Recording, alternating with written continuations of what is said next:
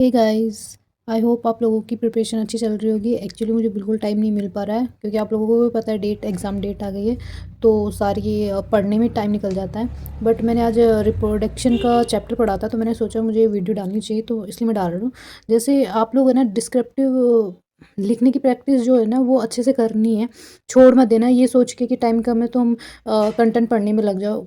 आप अपने आप को इस तरीके से प्रिपेयर करो, जैसे मैंने रिप्रोडक्शन का चैप्टर उठाया, तो मैंने उसमें पूरे जो पॉइंट थे ना वो सारे कवर करे। जैसे इसमें मैंने ये निषेचन वाला पार्ट था वो कवर करा है, तो इससे क्या हो रहा है कि मेरे प्रैक्टिस भी हो रही है, और सेकंड मेरा ये एमसीक्यू वाला कॉन्सेप्ट भी क्लियर हो रहा है, क्योंकि मैं जब पढ़ के लिखो तो आपको ज़्यादा क्लियरिटी मिलेगी। और लिखने का तरीका जो ये है, जैसे मैंने इसमें डिफरेंस का आंसर लिखा है, तो डिफरेंस को आप यू कॉलम बना के ही उसके आंसर लिखना, तो वो ज़्यादा अच्छा लगेगा। और डायग्राम की प्रैक्टिस ज़रूर कर लेना, क्योंकि डायग्राम आपको प्लस पॉइंट तो देके जाएगा हर क्वेश्चन में, है ना। और छोटा और कम लिखने की कोशिश करो ताकि आपको याद रहे पॉइंट्स, है ना।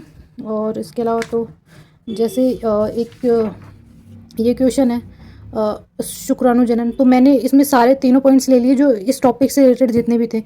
अब मेरे डिस्क्रिप्टिव की प्रैक्टिस भी हो गई, और इससे रिलेटेड जितने भी एमसीक्यू होंगे ना, वो उसका कंटेंट भी मेरे को ना याद हो गया। तो आप लोग भी ऐसे ही करो, लेकिन प्रैक्टिस मत छोड़ना कि आप कहीं पढ़ने के चक्कर में डिस्क्रिप्टिव की प्रैक्टिस करना छोड़ दो, क्योंकि अभी ये जो टाइम है ना, यही आपके लिए सबसे ज़्यादा बेनिफिशियल रहने वाला है।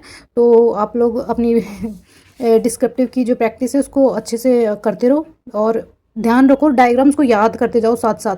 और जैसे कुछ का क्वेश्चन है कि हम जो डायग्राम बनाते हैं तो उसमें जो ये लेबल करते हैं, तो हम इंग्लिश में करें या हिंदी में, तो देखो जिसमें आपको समझ आ रहा है ना उसमें करो। अब मैंने जैसे ये करा है, तो अरे कर दो, मतलब जितना याद आ रहा है वो कर दो, ऐसा ज़्यादा मत दिमाग लगाओ।